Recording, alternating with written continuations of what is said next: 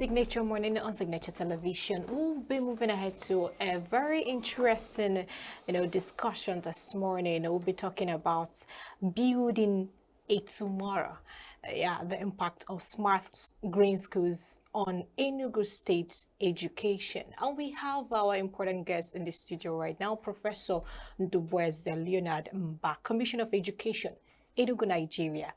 We also have him as Red Institute Fellow, ACLS Fellow, Professor African Gender Atlantic History, Sonny Buffalo.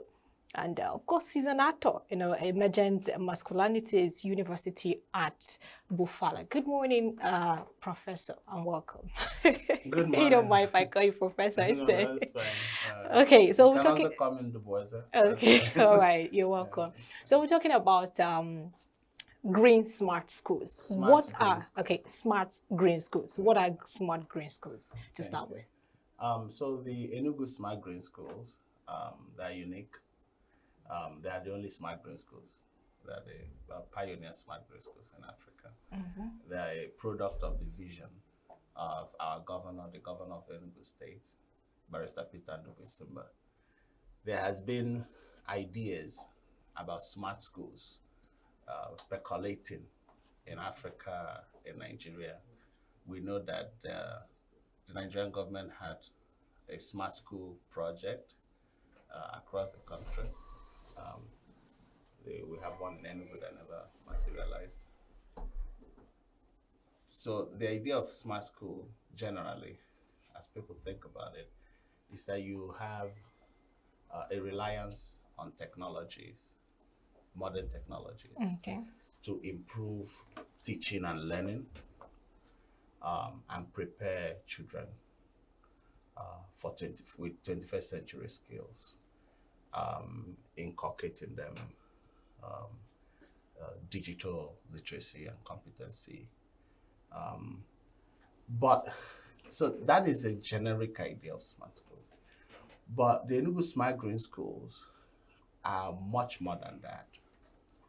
They are part of a huge strategy to turn around the human capital of Enugu people to achieve in 4 to 8 years what it might take a generation to ordinarily achieve. Okay. I know I'm starting this way because the Smart Grade School is about, for the one in Enugu, is focused on experiential learning. Now, experiential learning is about changing the way that teaching is done by teachers and changing the way that learning is achieved by students. It's about moving from traditional lecture pedagogy and rote learning to a practice-based learning system. Now, in that, so you learn through experience, through practice.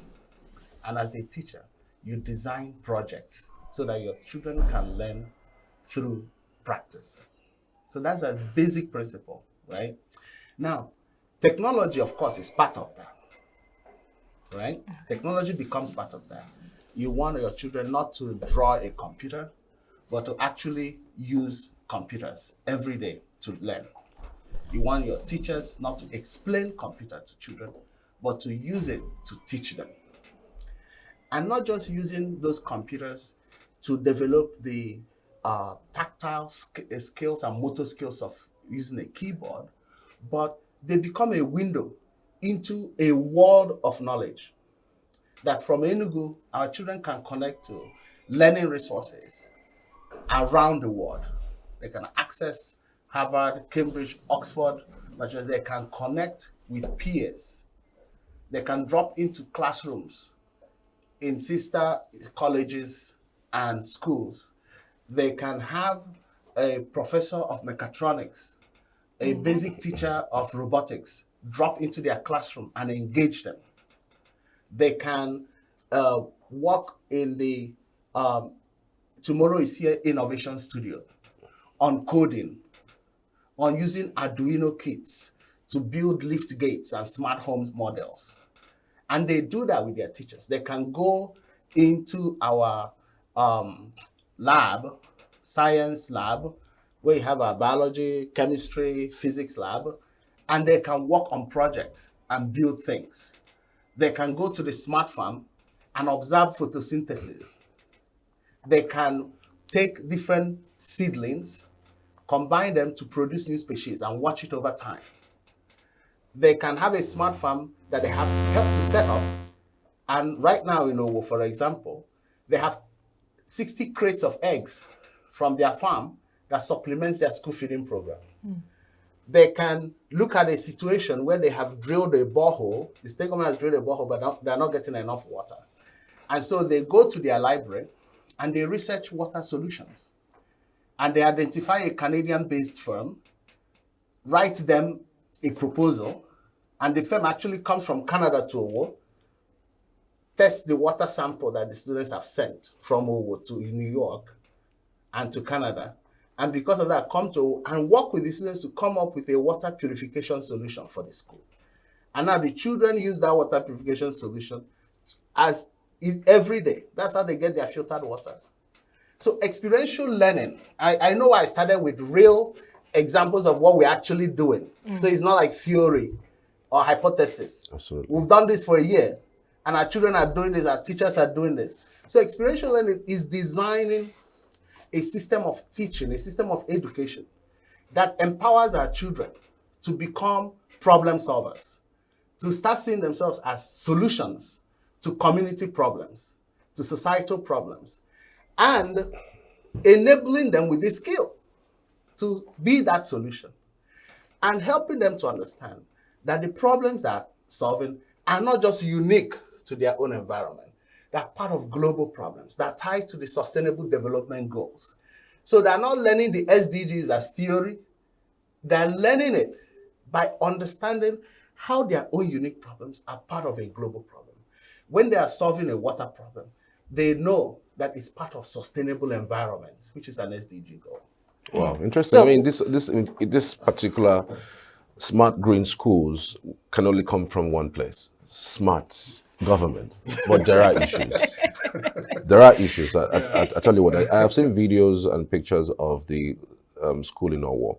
I understand that this is going to be a 260 smart green schools across the 260 wards of Enugu State. Yes. Some of them are still under construction. How long would it take to construct others? Because it's not those students in Owo that deserves to be smart. Yeah, absolutely. You know, so is there a time lag as to establishment of all of these institutions in these localities? And another thing, because of how you have explained this, it seems to me that's going to be quite expensive to enroll in that kind of school. So is there a way of subsidizing that? And beyond that, you have smart green schools. How about the teachers? So those Are you going questions. to- Let are me you- take those, don't add more, so I don't forget them. Let me start with the middle question because it's the quickest response. And I want to look to camera. Where's camera? Because I want people to see this. This is very important. The Enugu Smart Green Schools are 100% free. You Free of asked about charge. subsidy. Yeah. Subsidy. No. The Enugu Smart Green Schools are 100% free. For all the kids in For that all particular ward? children in Enugu State, because the children, we have a smart school built in every ward. We have 260 wards spread across 17 local government areas. So every ward, which is the smallest political unit in the state, every ward has a smart school. And every smart school accommodates 840 children in that ward, from nursery 1 to nursery 3, primary 1 to primary 6, and JES 1 to JES 3. Now, Enugu State, therefore, is offering 12 years of free universal basic education. When I say free, I mean free. No tuition fee. The state government provides their uniforms, provides all their textbooks. The smart school is equipped with solar. They have power. It's equipped with internet. It's equipped with 21 interactive smart boards in 21 classrooms. It's equipped with 84 all-in-one computer systems, 40 that make up the digital library, 40 that make up the ICT, and 4 that are these 2 in the innovation studio, 1 in admin, and 1 in the school clinic. So I mentioned these things because we have 840 children in each smart school, because nursery 1 has 40 children, nursery 2 40, nursery 3 40, that's 120. Primary 1 to 6, that's basic 1 to 6, has A and B, each one 40. JS 1 to 3, that's basic 7 to 9, has A and B, each classroom 40. So you have 840 children. And every smart school has 40 smart teachers. 4 English language, 4 mathematics, 5 basic technology, 3 basic science. It goes like that, all the way to health and physical education, across the 14 basic education subjects of the Nigerian basic education curriculum. Have they been trained? They are smart teachers because they have been trained not just in digital literacy, but in experiential learning. And that is what distinguishes the Enugu Smart Green Schools, experiential learning. It is a pedagogy that is being used innovatively in mostly American universities. It is the, imagine like a hyped-up internship program where you prepare undergraduates, university undergraduates, with skills that now make them desirable by industries. Industries now target them and say, come to us because of their skills. And they have micro-credentials for those skill areas that they have accomplished. And they have, in those micro-credentials, projects that they have accomplished as proof of concept, as proof of competency. And those are digital badges that if you scan the QR code, their project comes up. If you click on it, their project comes up, and it's tied to competencies across the globe. So that model is what Enugu State has introduced to their basic education. Now the question is, what kind of governor thinks up, imagines the future of the children of his state and says that I want to take this type of upskilling and introduce it in foundational learning. We're not just talking about foundational numeracy and literacy. We are preparing Enugu children for the 4th Industrial Revolution. By year 2050, 60% of global youth will be in Africa. Almost 50% of that youth are Nigerians. The question is, how do you prepare African youth? How do you prepare Nigerian youth for an Afro future of the 4th Industrial Revolution? And the governor is saying, I want Enugu State children to be at the forefront. And that is why we have to invest in them through what he calls disruptive innovation. At the time when people are thinking about fixing leaking roofs and furnishing old, he's saying no. That model of 3 classroom blocks, poorly built, is not the environment. It's not the safe, conducive environment for imparting 21st century and 4th Industrial Revolution education to children. You need to build a smart school, one that can accommodate all the resources to deliver revolutionary basic education. That by the time a child finishes the Enugu Smart Green School and writes his basic education completion examination, that child can do a startup. Okay. That child can go to technical and vocational schools and develop a vocation. They can now go to senior secondary schools and prepare for a professional study at a university. But they will know exactly what their competencies are.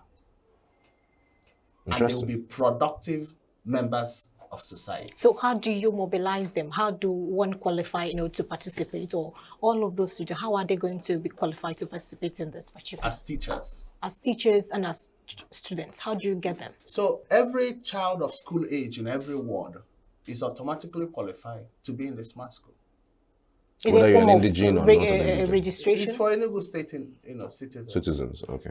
But what we've also witnessed is that over time, Enugu is Nigeria's education tourism destination. It didn't start today. Whether you live in Lagos, Abuja, or Kano, Nigeria sends their children to Enugu State to be educated. It didn't start now. And that will continue.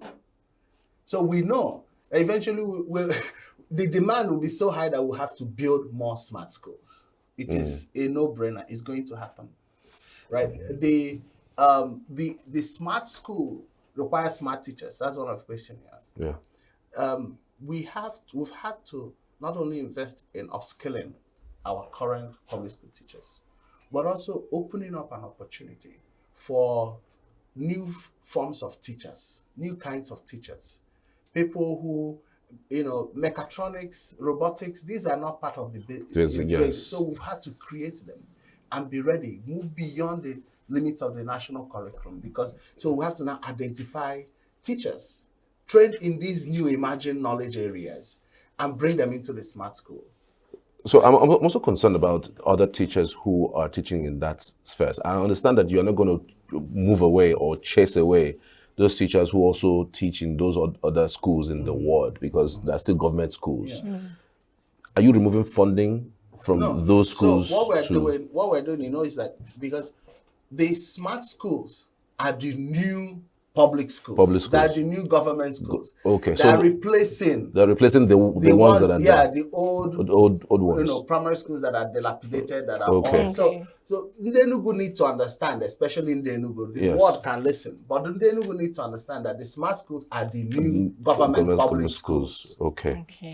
So, but then the teachers who are not smart, we're now training the teachers. Okay, training the teachers, preparing them for their CBT assessment. Okay. So October and November, we're going to be training existing 18,700 Enugu public school teachers in digital literacy. Why we're investing in digital literacy for them is that we want them to be able to take the CBT, the computer-based test. Because with the pilot we did and the first phase of our recruitment, 26,000 candidates applied. 17,000 plus wrote the CBT. Okay. Only 4,253 passed. That is 84% failure and 16% pass. That told us a lot of things. There was a marginal percentage of teachers who we observed understood. If we had administered the exam, pen and paper, they could have passed. But because it was CBT, digital, many of them could not grab their mouse and they were moving it in the air. They couldn't even click through the assessment. This is true. Okay.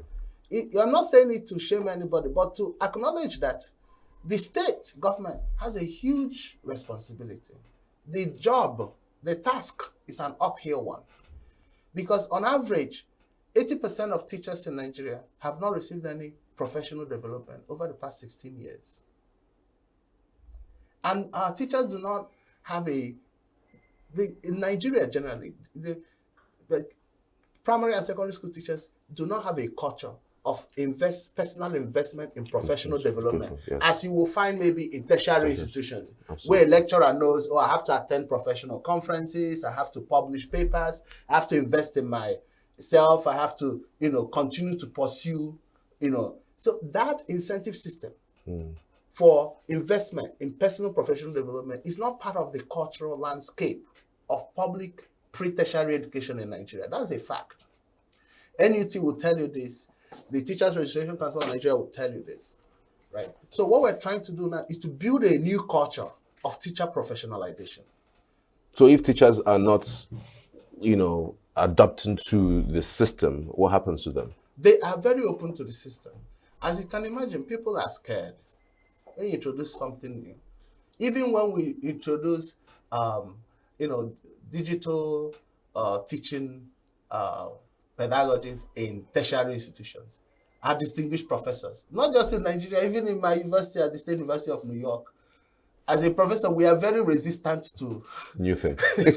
I've been teaching this way, why would I change it, right? Why are you making me switch from Moodle to Brightspace? This is annoying, right? I thought, so people are not always, they don't warm up easily.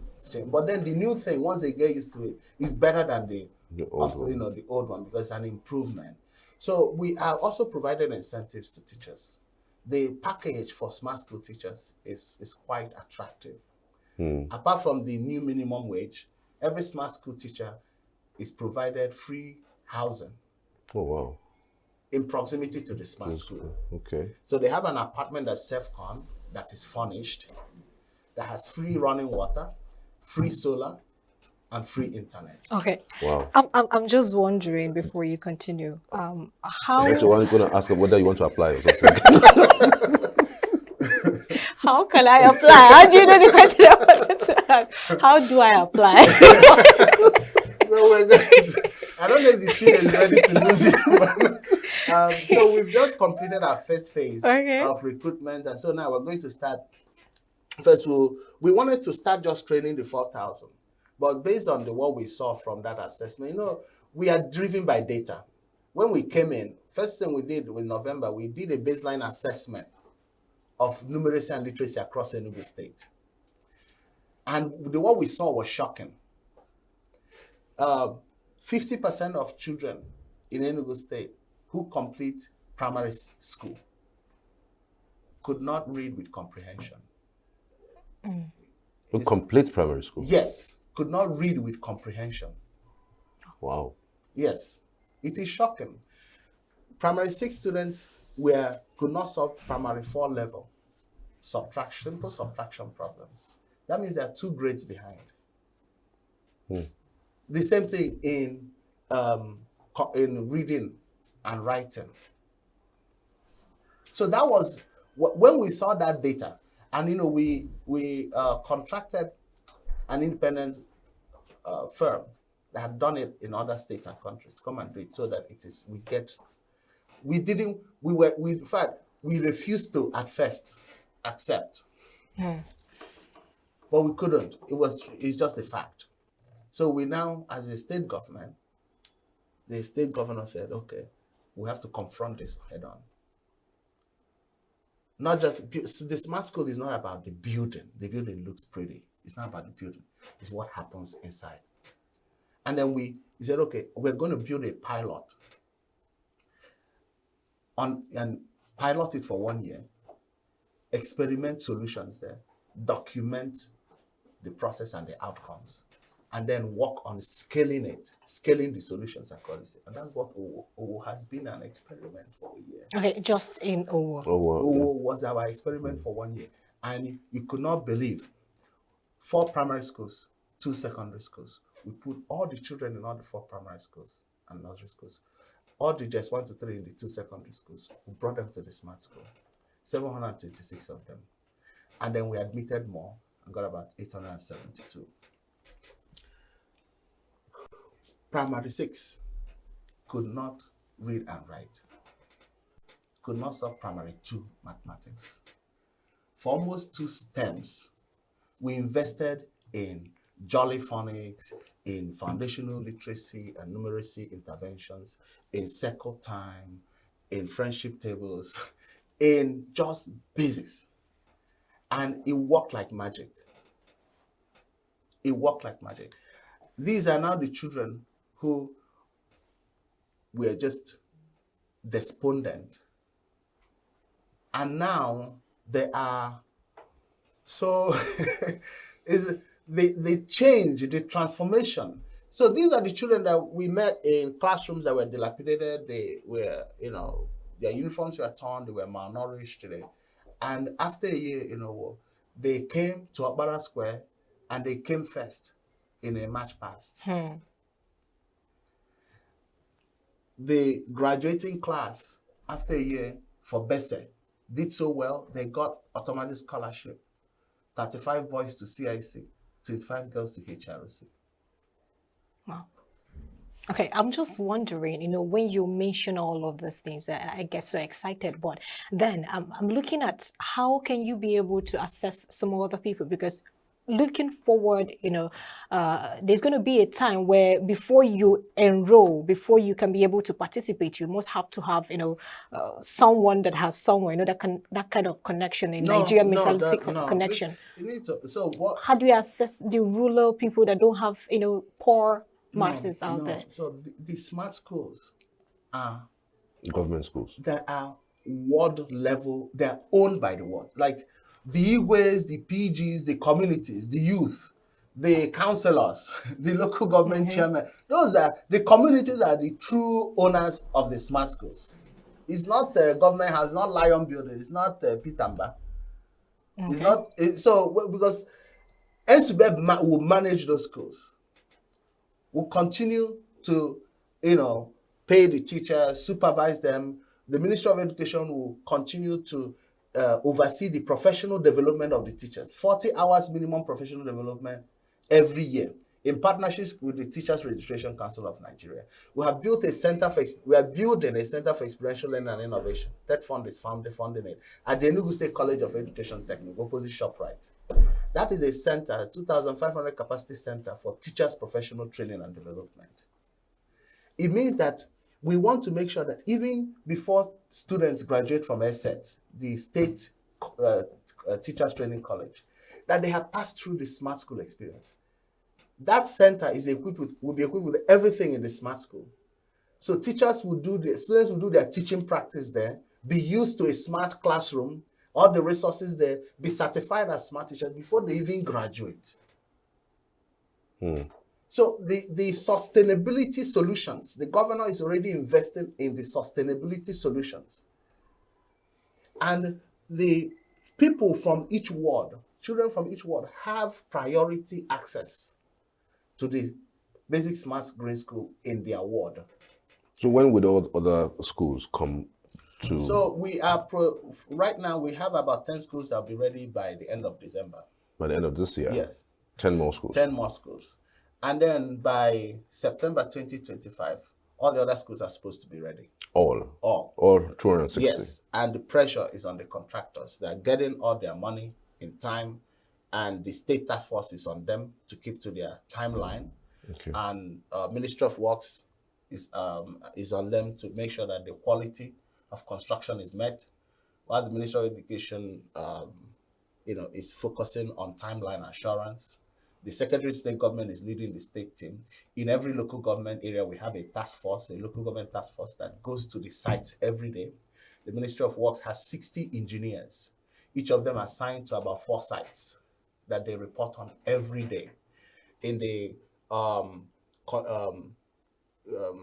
Data Control and Security Center at the Government House, all of the pictures and data and reports from all the sites are being uploaded. The governor has a direct line of sight on all of the 260 locations, right? So this is a priority for the state government to get the schools completed, equipped. The materials for equipping the smart schools, the 260 are already being procured. The smart boards are already being procured. The computers for the labs are already being procured. How do you maintain it, in the future because of? Yeah, so the other sustainability thing is that we've partnered with Heya Group, Global Heya, the parent company of Heya Tamuka and Olives. So they're setting up an assembly plant in Enugu for the assembly and repair of all of the electronic equipment that we have in our schools. And they're also going to train our young people to be able to assemble, repair. And Enugu State is positioned to supply not just the southeast, but much of the country. So what provisions are you making? So that is a sustainability. Yeah, what provisions are you making for students or for children who are in special needs? Yes. You've not mentioned that part. Thank you. The smart schools are inclusive schools. The smart schools are 100% inclusive. There is a Learners with Disability Resource Center in every smart school. Okay. There are resource persons in every smart school. Our learners with disabilities, whether they're visually impaired, they have auditory impairments, mobility impairments, they are accommodated in the smart school and they learn with their peers. We are working to ensure that all of the stigma and trauma that is embedded in our educational institutions that we disrupt them and ensure an inclusive campus. Even the physical construction, we have ramps, all the floors are ramped, so anybody on a wheelchair can easily access all the facilities. At the smart school at Owo, we have a 100% visually impaired student. All his classmates know now how to move about with him in the school. He goes to refectory with his peers. He attends classes with his peers. He participates in all the experiential learning projects with his peers. It's quite amazing to see when they walk out of the classroom. They know they line up, and he already has depending on his body for that day, he puts his hand on their right shoulder, Okay. and they move. Okay. And it's just amazing to see. Our best smart teacher for the 2023-2024 academic year is a gifted mathematician who is physically impaired, right? So the state government has invested in their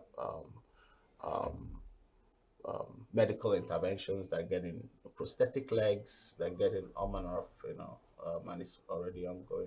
But the idea is that it is an inclusive campus.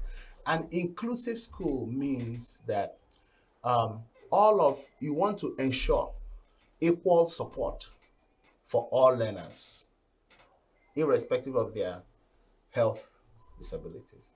And that means that if you're teaching digital literacy, you need to have not just braille machines and braille papers and a brailleist for a visually impaired person, right? You also need to invest in their digital training. True. And that is why you equip that resource center. And that's why you have resource persons.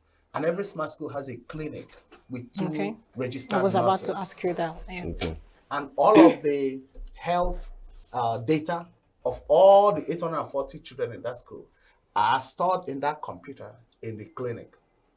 Their immunization records, their births, data, their pre-existing conditions, their vitals.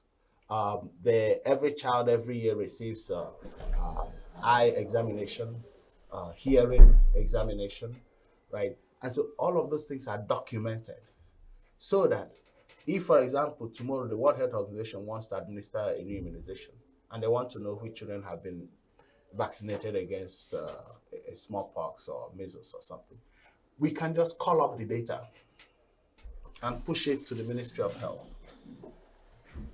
So, every year we spend millions of naira on school census.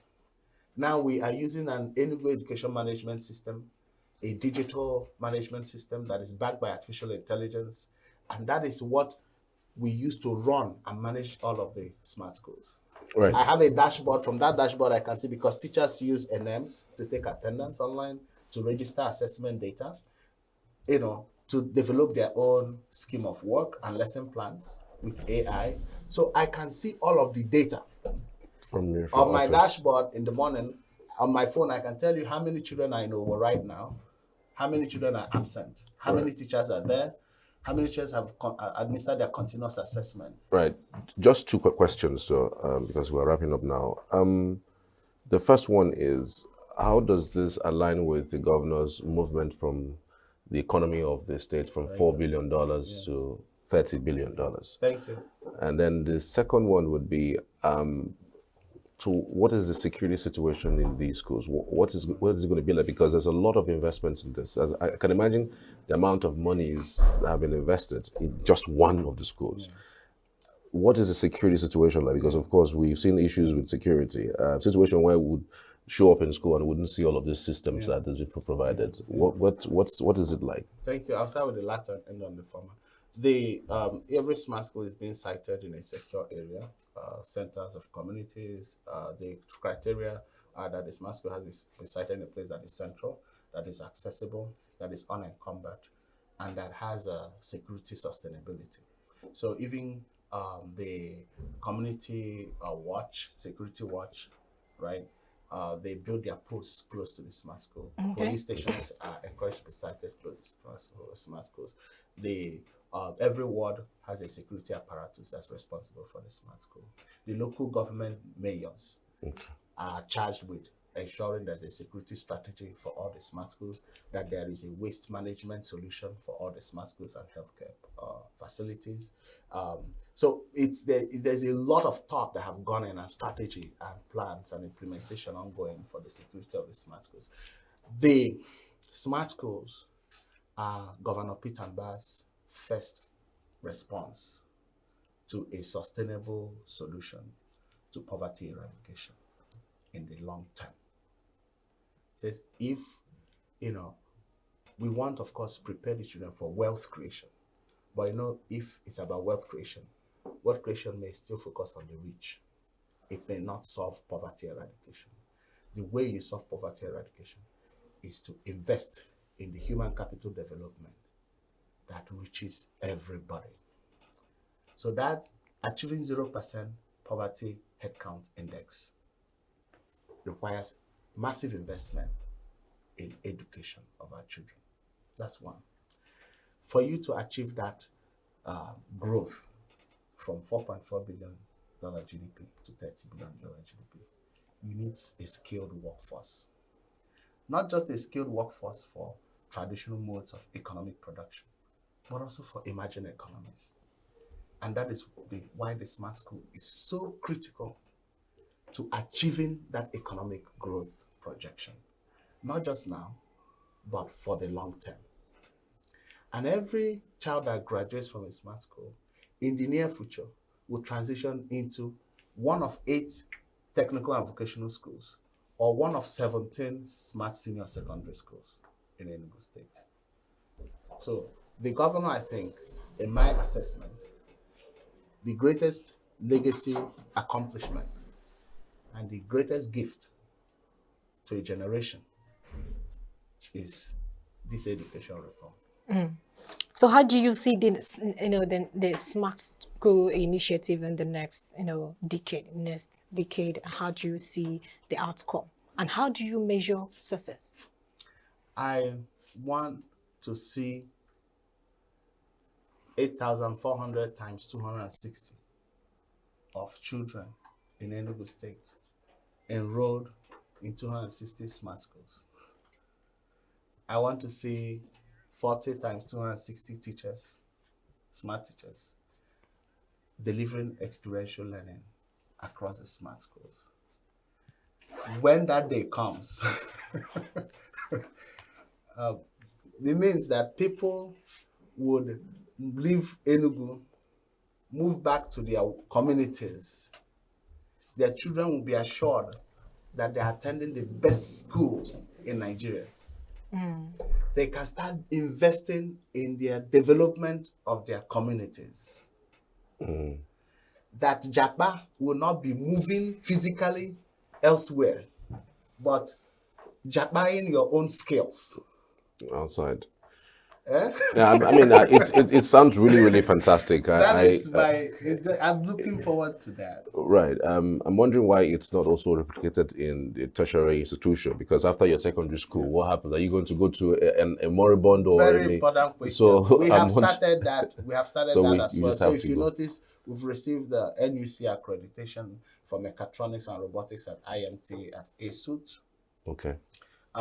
We are investing in the radical transformation of the Enugu State College of Education Technical, the ESPOLI, Iwolo College of Agriculture is set to become a University of Agriculture. Okay, just 1 minute. Just So finish up. there is a massive investment as well in transforming our tertiary institutions. Okay, fair enough. Thank you so much. Thank you. Commissioner for Education, Enugu State, Professor Ndubueze. Thank you so much for your It's a time. pleasure. Thank Thank you. you for having me.